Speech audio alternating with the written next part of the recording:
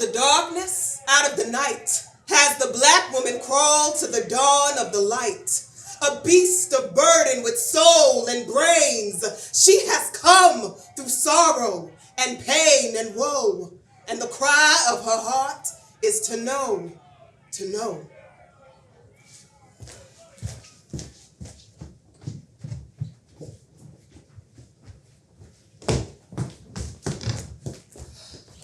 I have a PhD. I do not get coffee for anybody. No, these people are crazy to think that I'm going to work another shift after I already worked 12 hours. I done what I was told. I got my degree, and still I've been denied 3 times for a promotion. I'm tired. No, these jobs ain't loyal. They got me working twice as hard for half the pay. I would start my own business. I got the idea. I just don't have the money. Why am I working so hard for this? You know what? I quit.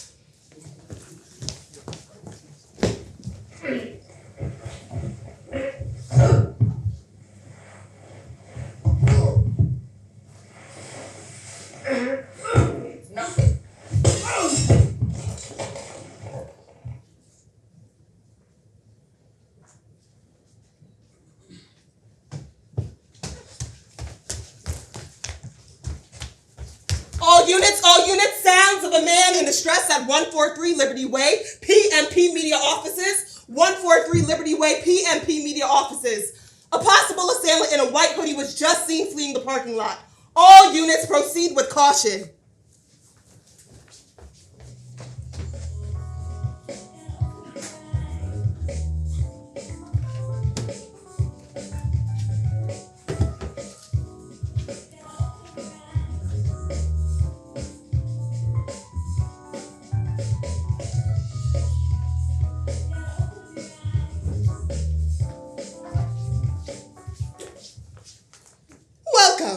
Welcome to BEYT, Beyond Entertainment YouTube Network. I'm your host, Rhonda Watson.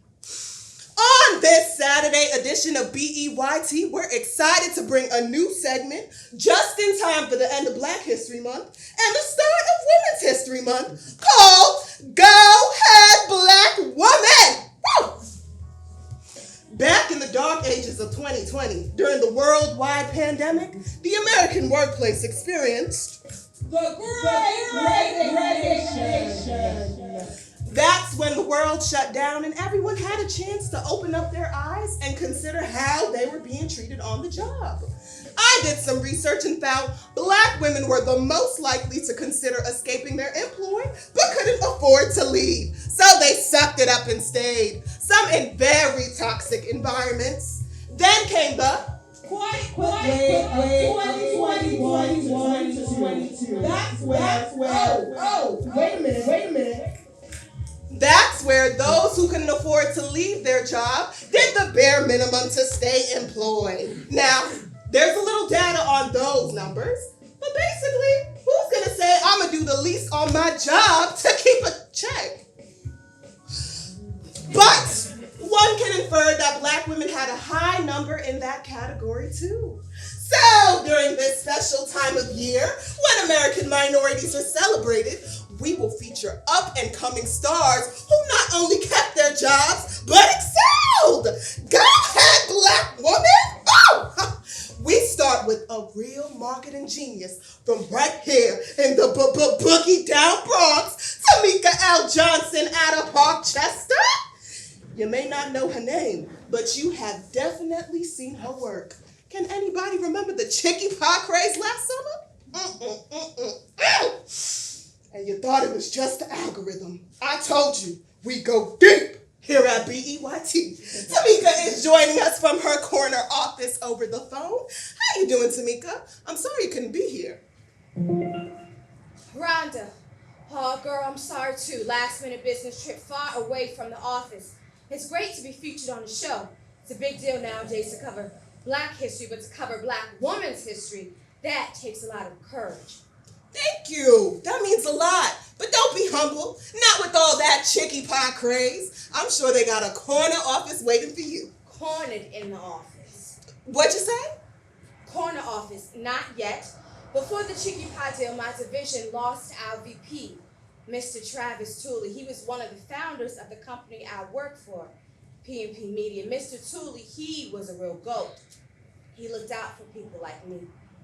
Oh, I'm sorry to hear that. But I'm sure he primed you to take his position, right? I don't know about that. The sales and marketing division was split in two after he passed. I got the marketing division, and I'm working with the sales director for now, Mr. Dan Aiken. Really? Sounds awkward. How's that working out? Mr. Aiken is a very resourceful man. He has a unique management style. Oh, shit! All right. You okay? Tamika? Yes, what was I talking about? Whoa! Sounds like you got caught. New York City traffic is a beast. I just have one more question for you. You and Mr. Aiken, you up for the same role, Mr. Tooley's position? Is that right? Girl, you bet not let him take your spot. That's not really my call, right? I just try to do what my mother taught me, put my head down, do my work, stay quiet. Well, you put in the work for Chicky Pie. Tell us, Tamika, how that happened. Yes, Chicky Pie. When Chicky Pie first came to P&P, They got an icy reception because they from the hood, right? well, it wasn't very warm, but basically because P&P had no reference, so I went to go check it out. So I go down on Gun Hill and Boston Road on a Tuesday around 11:30, expecting to see maybe 3 people. When I get there, it's a line out the door of at least 40 people deep, like somebody's big mama was up in there cooking or something. I got on that line and made sure not to get off, because you know how we do. You get off that line, you forfeit your spot. Unless you politely ask somebody to hold your spot. True, but like I said, you know how we do, right? So a lady got off the line, and when she tried to get back on, people started yelling, back of the line, back of the line, back of the line. Well, I guess she ain't asked politely. Apparently not, because when she said, I need to get my chicken sandwich before they sell out, a small riot erupted. Now, Miss Dubois, the owner, is a big, tall, black woman with broad shoulders and an afro to match, comes out with a bat and says, we ain't like other establishments. We does our best to inform our customers if there be a shortage. So check our app, hold your peace, and remain at rest. You gonna get your sandwich. Yes, girl. Miss Dubois don't play. I personally signed Miss Dubois and Chicky Pie Soul Cuisine to P&P the next day. Now that's what's up. Let's go deeper, Tamika. Tell us, what got you started in marketing? Back in college, I had a small business development firm with my best friend, and it was the time of my life. I did all the marketing and fell in love with the process of turning dimes to dollars. But then my mom got sick and she needed stable health care. Would you ever go back to owning a business? Be an entrepreneur again? Maybe one day. But being in corporate America, you have to know how to read the room and know when to leave it. This reminds me of a show that used to come on cable TV, the Melissa Harris Perry show. Do you remember? Yeah, but I really watched Joy Reid. Well, on one of Melissa's last shows to air, she had a guest on that was talking about how black people have the same advantages as all Americans. Melissa retorted that black people have no real resources outside of their paycheck, but the guest, a right-wing lobbyist from Washington, kept interrupting her. And Melissa's voice just got louder and louder, and the guest just kept disrespecting her until she said, no net. Black people have no net. She was fired shortly after that. Maybe she knew she was getting fired, so she told the truth. Maybe she told the truth so she could live it. Imagine that. Okay, fam, stay with us, because on this Saturday night, we're going to hear from Tamika's tribe now, her friends, family, and colleagues. We recorded these sessions last week just so we could air it live during this interview. Tamika, if you can stay on call, we'd love to hear your reflections after each segment. Okay, but I'll be driving to my hotel. That's cool. Just listen for now.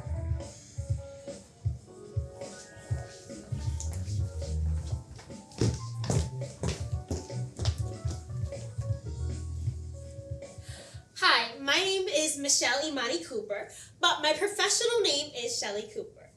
If you had to describe Tamika in one word,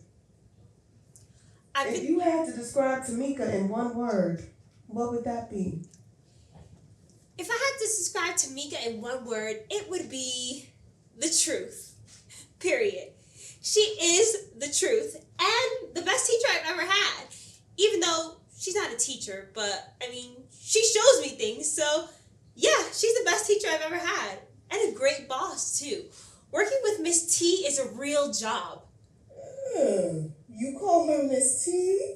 Well, just in my head because she's misty. Like in a mystery, you never know what she's thinking or feeling. She's like a real professional. She prefers to be called by her name, not out of her name. But the people in the office, well, really Mr. Aiken from sales, always gets her name wrong. He calls her Tamika like Pamela, but she just ignores it like a real professional. The kids in IT say that they're up for the same job as the guy who died. Cooley, Tooley, Spoolie. Mr. Tooley. Yeah, that's right. When you walk in, there's a name plaque on her desk that Mr. Tooley gave her that says, "You can do it." And now that's how she ends our meetings. I remember when I first saw the student summer program on their Instagram, and I asked my college advisor how I can join. And she said they don't accept people like me. She's a regular Karen, you know? So mean on the inside that it shows on the outside. And she was stupid surprised when I got in. It was cool and all, but I was the only black person in the whole group. Or cohort. Yeah, cohort. I had to look that up when I first started because I thought they were calling us hoes at first. On day one, I was the first one there, and there was 13 of us in the whole group, and we visited each PMP division. I remember when we got to marketing, and I first saw Tamika. She had her hair pulled back, and she was in a dope green money suit giving big boss vibes. I didn't even think she saw me. After lunch, we waited to see which division rep was going to pick their intern. After a while, it was just me, and I kept saying, "Shelly, give it another 10 minutes.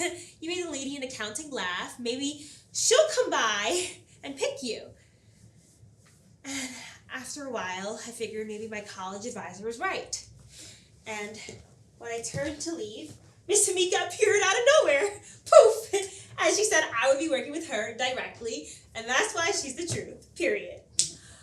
Last summer, every Friday afternoon, we went down to Chicky Pie to see what was selling out. Usually it was a chicken sandwich.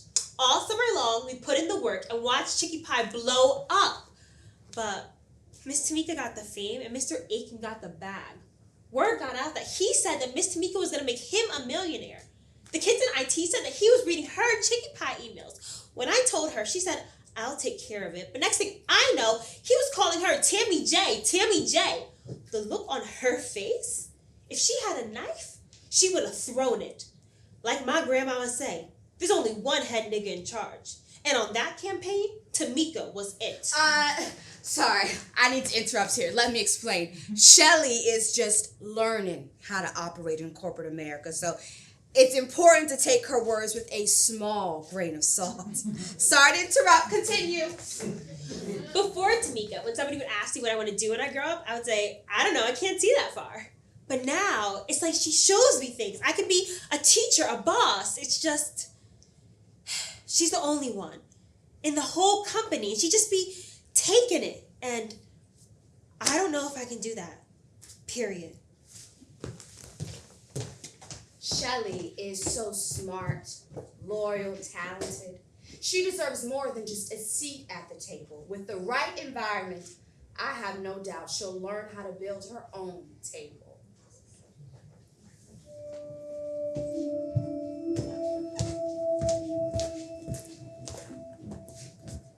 Sisters, Let us combine our pennies, our nickels, our dimes, and our dollars.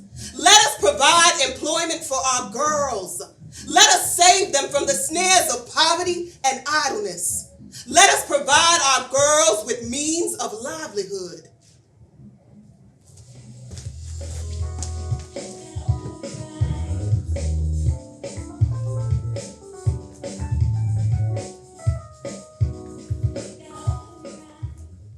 Yeah, well, I for one think it's wonderful that my daughter's being featured on B.E. White. BEYT for Beyond Entertainment YouTube Network. Have you heard of it? No, I've never heard of it, but that's wonderful that your daughter's being featured on your show. I am very proud of Tamika for being recognized for her contribution to the diversity of corporate America. 9 months ago, her boss, Mr. Tooley, passed away. She said he died in a car accident on I-95, just terrible. Well, since his passing, PMP has yet to decide who the new sales and marketing executives are gonna be. But I am confident that she's gonna get it. Very different from when I started. Even though we had diversity, there still weren't that many women and virtually no black women in executive positions back then. I remember interviewing at a Fortune 500 company. Tamika must have been 4 or 5 years old at the time. And they asked me if having a child would interfere with my duties at work. Now, I did what any other woman would do. I said that I would never be late, that I would never leave early, that I would rarely ever be sick, and that I would work twice as hard as everybody else, which I did for 25 years. Did you experience any kind of discrimination? You know, any racism, sexism? Well, of course. Everyone experienced racism, sexism, ageism, all the isms. It wasn't right, but it was the culture. That reminds me of a funny story. When Obama was elected president the first time, the CFO, a tall, slender white man with a long red neck, stopped me in the copy room and said, "Claire, I'm sure you're happy Obama's president." And I said, "Sure, aren't you?" And I watched as his face turned as red as his neck. He didn't want to say that he considered Obama a black man, not a half-white American. So he started hemming and hawing until he finally blurted out, "Yeah, I appreciate that he's president, but your people must be very happy." And before I could stop myself, I said, "Well, if that's the case, then I guess I'm only half happy." Claire? Claire, are you okay? I'm sorry, can you give me a moment?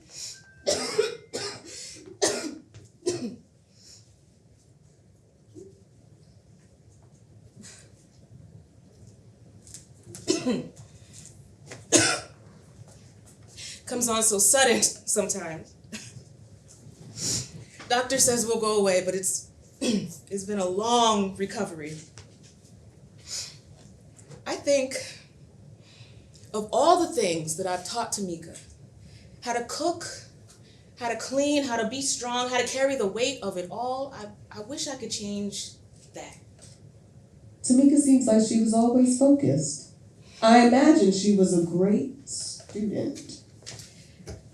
One day, during Tamika's freshman year of high school, she came home in tears, saying her teacher questioned her intelligence. Tamika got a perfect score on the first history test. Now, the teacher said nobody gets a perfect score unless they're cheating. Now, I tried to have her father talk to the teacher, but we were both 17 at the time when I got pregnant. He had a choice and left. Mothers say if you've grown enough to lay, you've grown enough to stay. So it's been me and Tamika ever since. So I told Tamika, you gotta learn how to survive in this world. So you put your head down, you do the work, and you stay quiet. You let the work speak for itself. And it did. Graduated at the top of her high school class, but that one incident with her teacher, that's why I think she chose Kindred University. It's an HBCU. I mean, she got into Harvard, for God's sakes, a partial scholarship. But she wouldn't budge from Kindred. I was so angry. I was just as angry when she said she wanted to own a business. She mentioned she had a business. How did that all happen? Well, she had a small business with her college roommate, Alexis Diane, who liked to be called Andy for some reason. But in college, they learned that Black people became millionaires 20 to 30 years out of slavery. And once she learned that, nothing could stop her, not even me. But she gets it honest. Really? How so? Tamika's grandfather, my father, he sold cars back in Jay County, Indiana, where I'm from. But he died suddenly, and my mother couldn't find work after he passed. So then she became a teacher and put down roots in the Bronx. And when I was diagnosed with breast cancer, Tamika would say, "Ma, you gotta stop working. You clocking in isn't worth your life." And she's been with me to every single doctor's visit. And ever since I've gotten sick, which is going on 4 years now, she has never once mentioned owning a business again. Never. Now, did you know that only 3% of small Black businesses mature past 5 years? Only 3%. I think that the other 97% goes right back to corporate America. Corporate America is not that bad if you know how to read the room, and Tamika is reading it right. From what she tells me, after PMP split the sales and marketing department, she was only supposed to work on the marketing. But the guy handling sales isn't doing his job. So she has a real shot at this. So all she has to do is put her head down, do the work, and stay quiet. Let the work speak for itself. It happened before, it'll happen again. Just wait and see. We used to go at it when I was younger, but since she's been sick, she's been so... I can't let her down.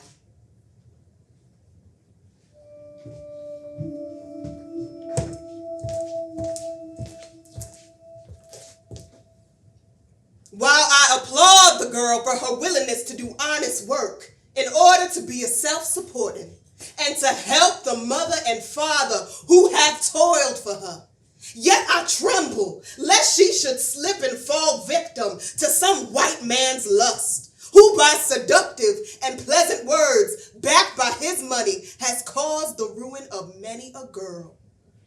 The idol of a fond father's heart, the apple of a loving mother's eye.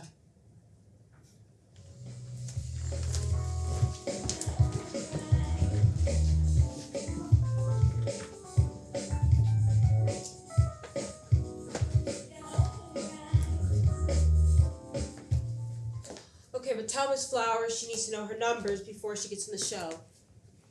She needs to know her figures, gross and net income. She needs to know what she's talking about. Oh, I'm sorry. Give me 1 minute.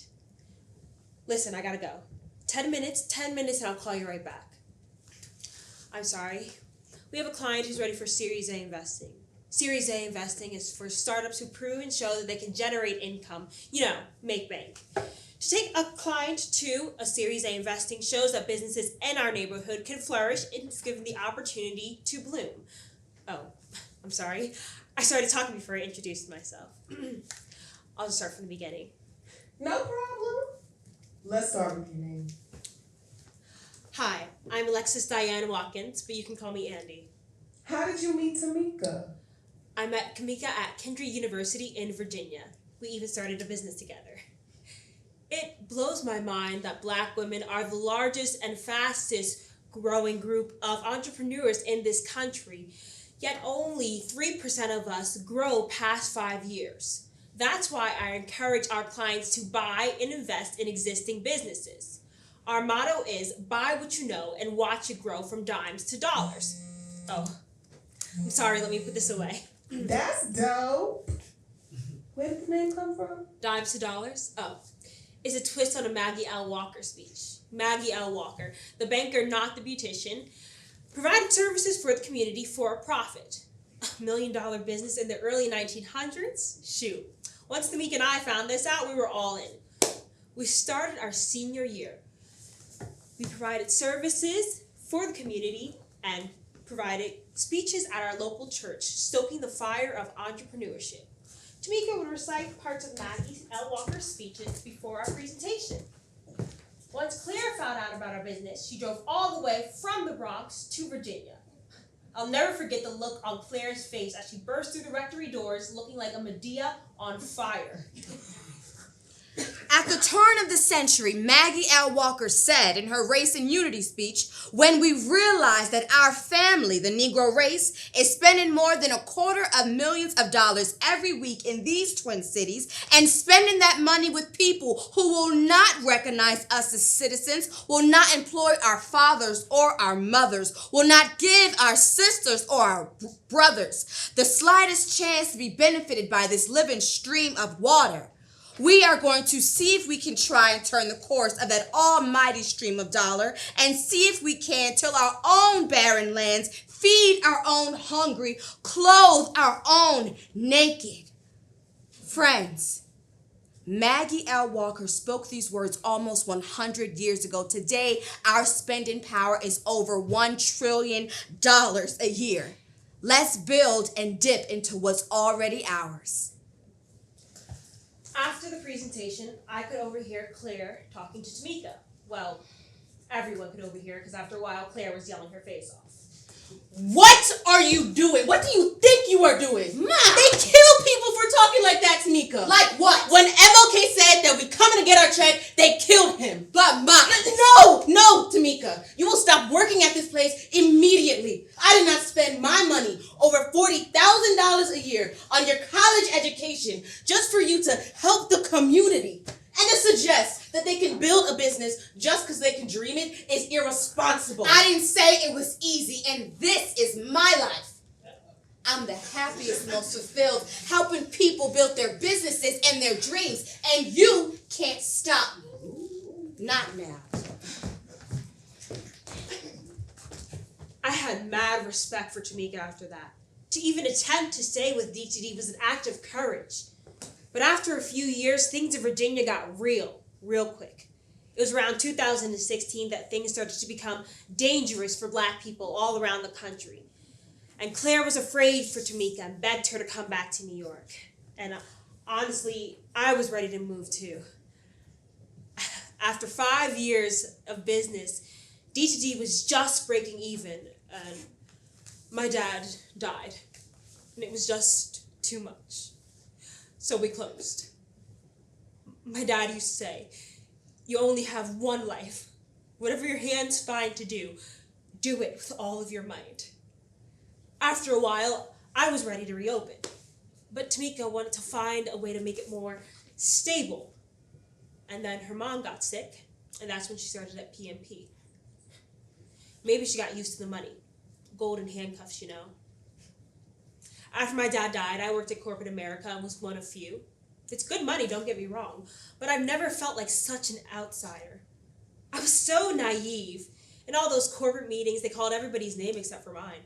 They even called this person named Day, who never answered. Day. My lone white ally, Janice, finally told me that Day stood for diversity, equity, and inclusion. Shoot, I didn't go to HR. I wasn't going to be labeled the angry Black woman for their amusement. The fact that we must demand to be treated like human in these beings in these spaces is a real problem. And that's why I'm concerned for Tamika. Because she's been at PMP for 4 years, and she's the only one in the whole company. The last time I tried to talk to her about her mental health, she just snapped. You don't have to worry about me. I told you I got this. You can come back to D2D at any time. You always have a place here. Since Mr. Tooley passed, I have a chance to run the whole division, both sales and marketing. I think I can make it work. Really? How many hours have you been working that they aren't paying you for?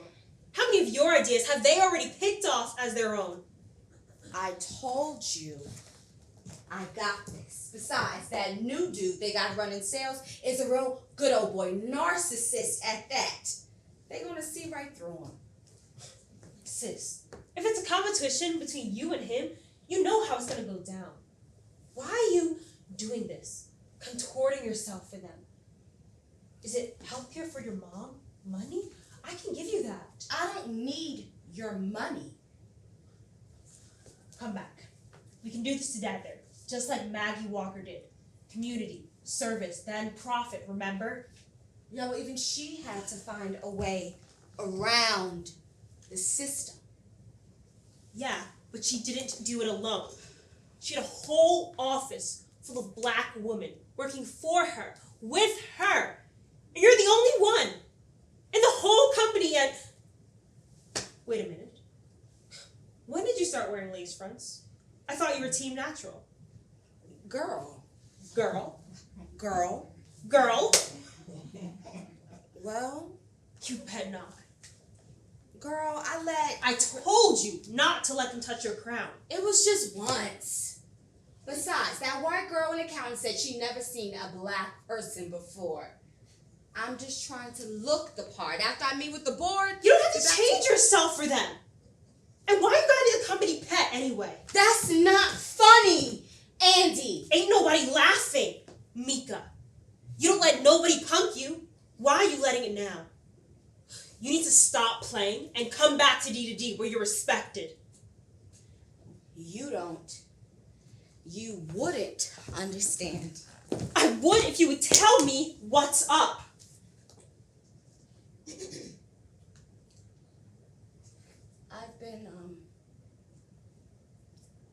I've been taken off.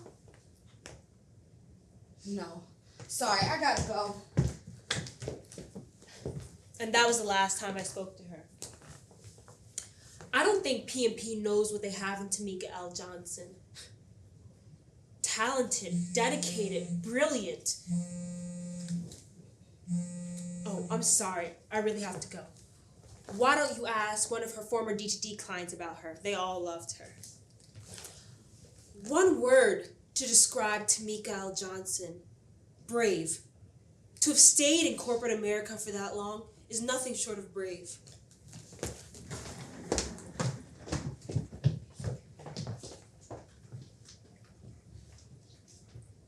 My mom got sick. I needed stability, just like she said. I wish dimes to dollars well.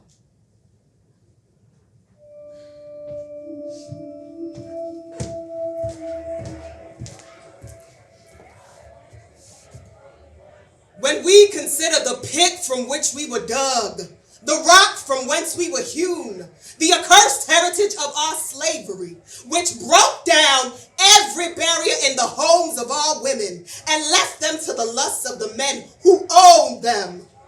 On God's name, it is a wonder that we are what we are today.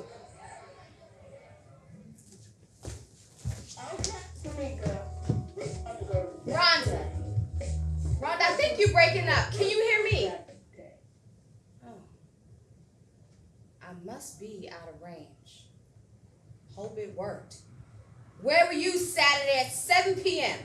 Driving down I-95. It's documented. Check my records. Okay, Tamika, we're about to go to the next interview.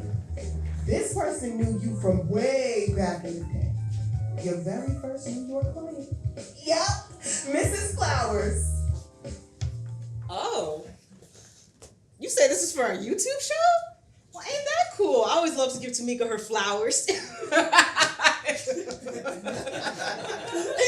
what I did there? In all the time I've known Tamika, I've never seen her acknowledge how hard she works. She's done so much for me. To be honest, she saved my family. My husband and I opened a flower shop when our daughter Camille Rose was just a baby. Jamal, my husband, used to call her our miracle child. And she was. We always joked about starting a flower shop, but I mean, of course, that's our last name, honey. Flowers.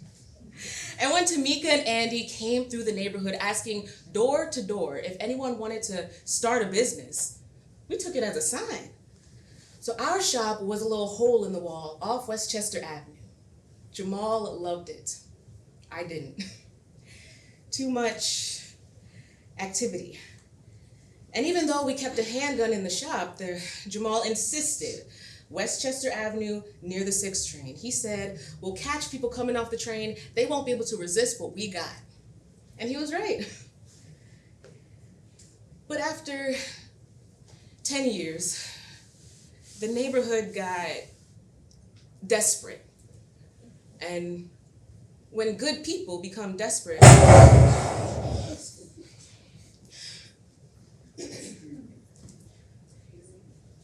one warm day in January, after I took Camille Rose to school, I came back to the shop. The cash register was empty, and Jamal was on the floor, with flowers around his head and a bullet through his heart. Tamika called me to encourage me to keep building for Camille Rose, but all I could see was Jamal on the floor. And my daughter didn't handle his death well. I mean, neither one of us did. Most days for about a year, I didn't get out of bed. But Camille Rose was so determined to keep the shop open. And when we couldn't make rent, she grabbed the handgun and robbed the bodega down the street. Stupid gun wasn't even loaded. I should have seen it. She would always hang at the shop, wouldn't hang out with her friends. I should have seen it. But the cameras on every corner, they saw it. That's how she got caught. Now she's upstate doing 3 to 5. On year 2 now. If she can just stay focused, Judge says maybe she could be released soon. So I ended up closing the shop, but we had a few regular customers. So we ran it out of our basement. And when the pandemic hit, our online sales started growing so fast. I had to call Tamika because I did not know how to keep it going. And we started meeting every week to come up with a sales strategy. And I ended up signing with Tamika at PMP. And I had no idea that I'd end up with such a big time agency at...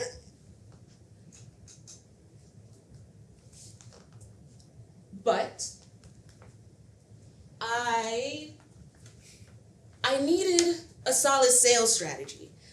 You know, someone who knew my target audience. So after a while, I decided to leave PMP and go on my own back to dimes to dollars. I mean, I'm headed to Series A investing, so. They're only gonna give her $505 a month when she gets out. That's what former inmates get, $505 a month. How are they supposed to live?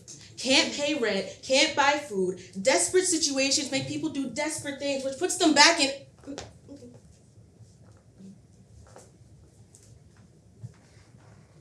Not my daughter.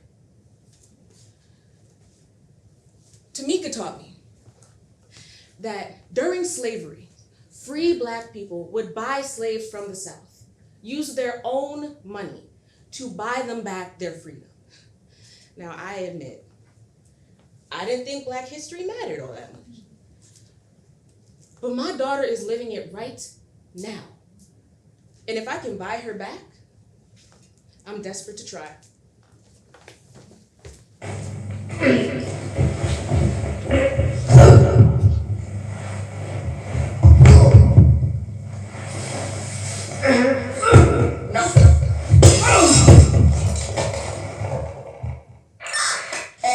All units, sounds of a man in distress at 143 Liberty Way, PMP Media Offices.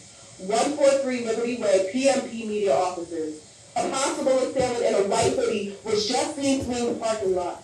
All units proceed with caution.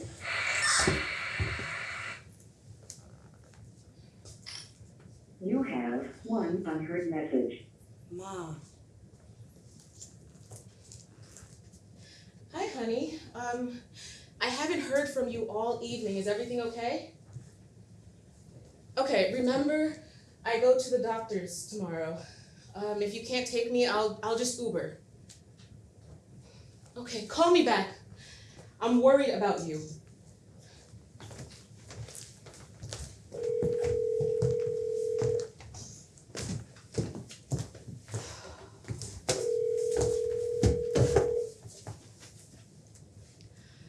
Shelly, it's Tamika.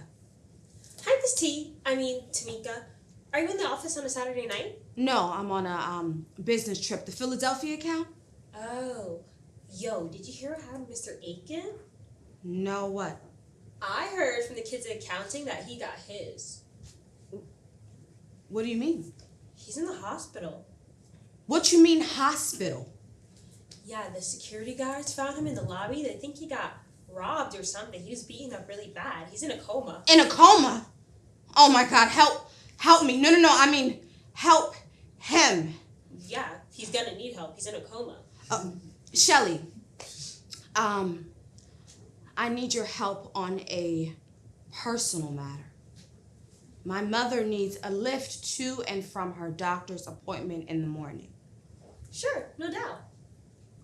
You can put the cost on my personal account and get yourself lunch too if you want.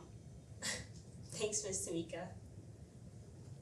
You were great on BUIT.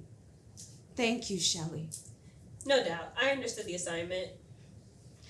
I'll be out of range, so if you need me, just send a text. You okay, Miss Tamika? No. I mean, yes, I will be, and Miss T is fine. Okay, thanks, Miss T. You're doing great, Shelly. Remember, put your head down, do the work, and speak up if you have to. I missed that. What did you say? Thank you. Thank you, Shelly. Of course, Miss T.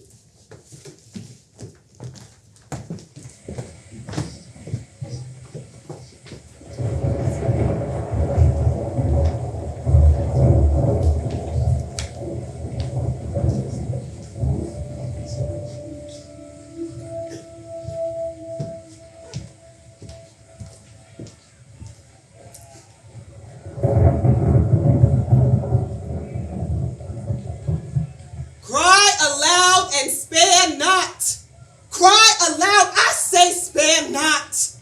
Not one more day of silence. For she has come through sorrow and pain and woe. And the cry of her heart is to know. In the late 1800s, right after emancipation, our bright, equitable future was cut down by Jim Crow laws, which led to a new kind of slavery, a new kind of instability. See, stability, my dear, releases ability. Imagine not being distracted by a food bill, light bill, medical bill, phone bill, rent. How much of our minds would be free to imagine our own world? I would to God we are women of might, acting like mice.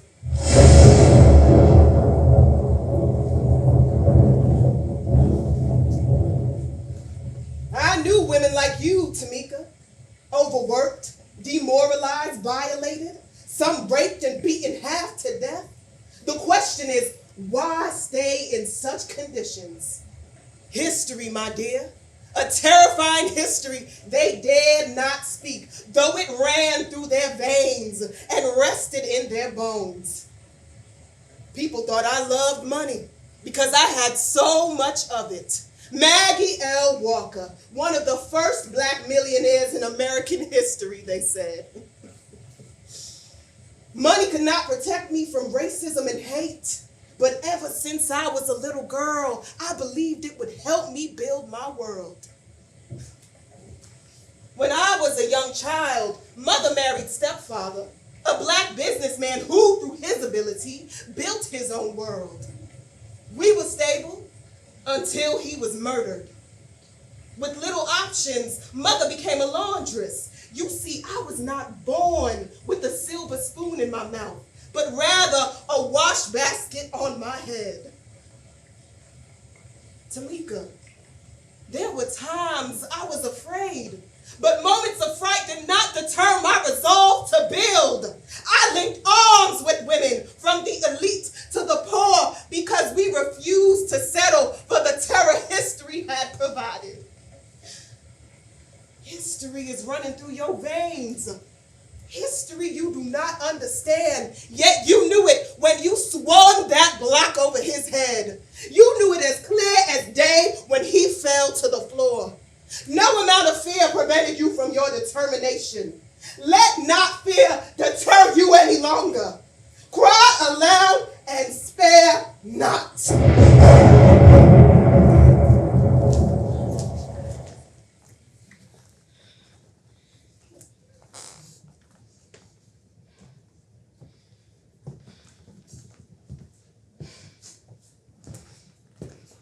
Ma, I It's know. Sunday night, Tamika. I know you've been waiting for A me. whole day? Where have you been? I'm your mother. Out of respect, I at least deserve an answer.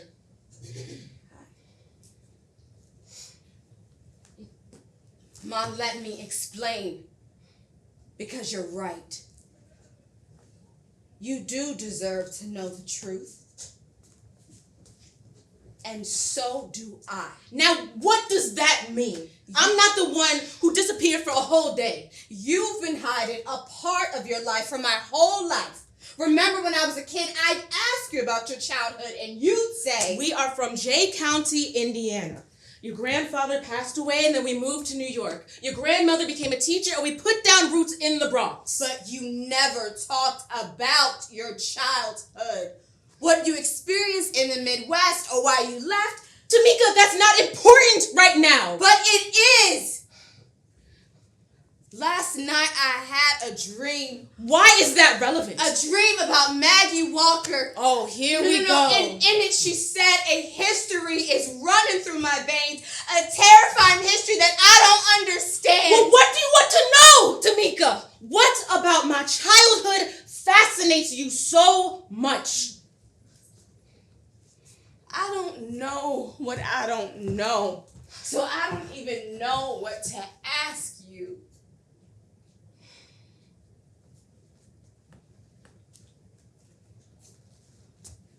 All right. I'll tell you about my childhood, about your grandfather. If you tell me what's going on with you, why you disappeared, okay?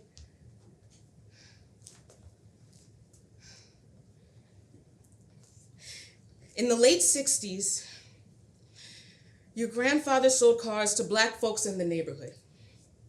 He wasn't allowed to sell to whites. He'd go to Detroit, get new cars, and drive them around until people came swarming out like bees to honey. But one Friday night, the summer I turned 13, Daddy was late coming home. Mother called the dealership, nobody answered. Called the Five and Dime, the church, the hospital, nothing. It wasn't until 9 o'clock that he busted through the door.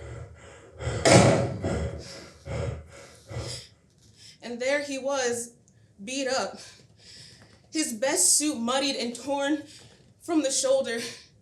And his shoes. I'll never forget his shoes. Black patent leather with a gold buckle on the side. They were still so shiny. He yelled, "Billy May, get clear, we gotta leave now." And there was something in his voice, something that I've never heard before, and it scared me. Then we heard cars pull up to the front of the house, and the white man got out and said, "Leslie Johnson, come out here, we ain't finished with you yet."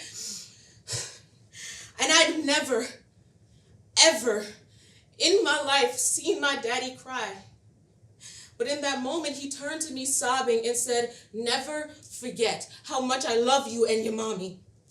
Never forget." And then he ran out the door. And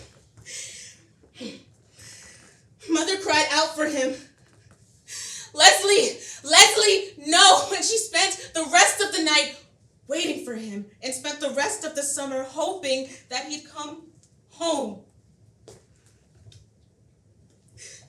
But that fall at school, the kids were trading picture postcards that they'd gotten over the summer. And this one white boy had this postcard. And when it landed on my desk, it was a picture of a burnt body wearing daddy's shoes. The ones with the gold buckle on the side. The note said we kept his shoes clean.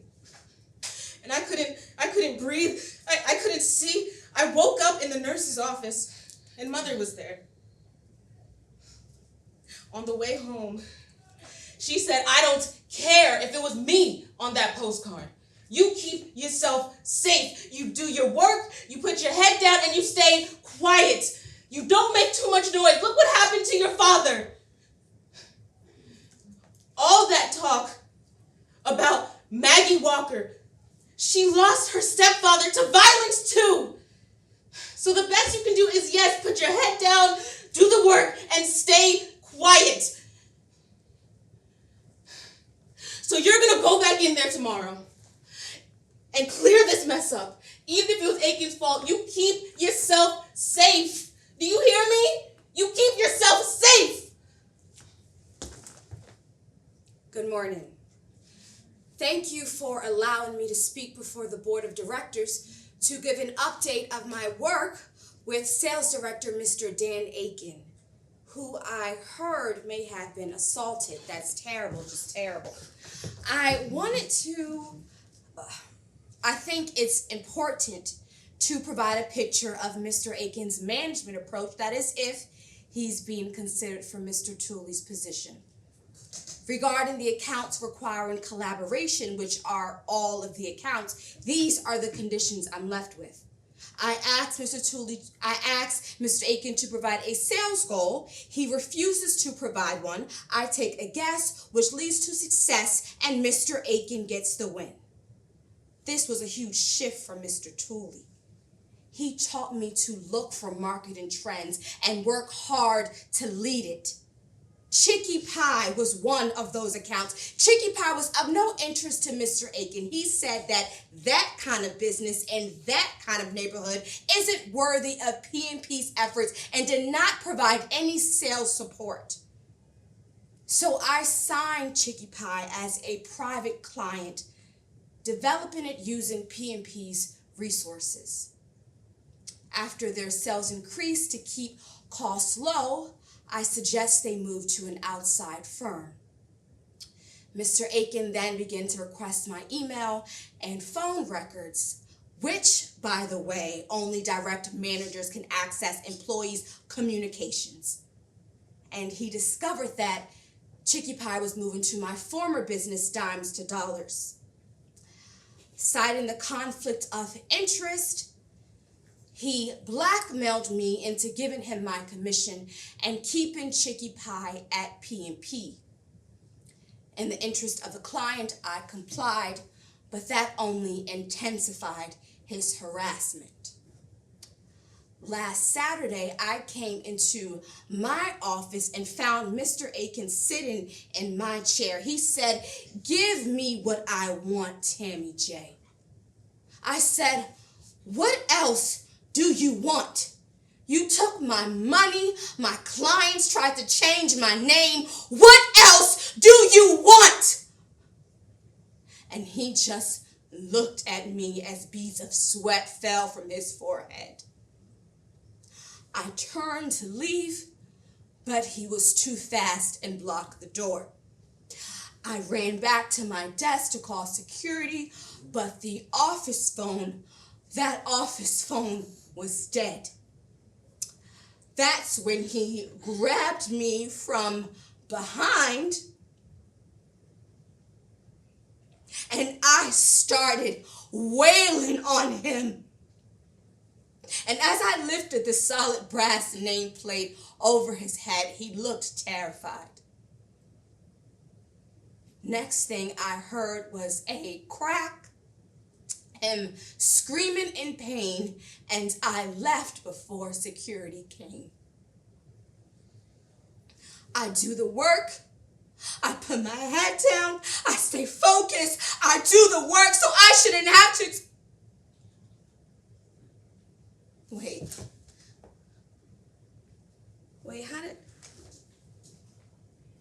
how did he, my email, my phone records, He's already VP. Isn't he?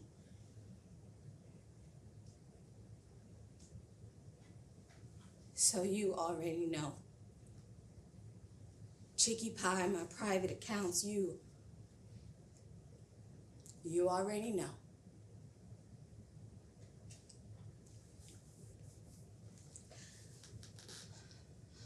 Let me tell you what I know. I know I am the lead sales and marketing rep for this company, even though I make the same amount of money as I made when I started 4 years ago. And I know P&P has grounds to fire me for suggesting clients move to outside firms, but if you do, knowing everything he's done and you've done nothing about it, you will see me in court. And if you don't believe me, try me. So I'm gonna leave Tammy J right here because Tamika L. Johnson just quit.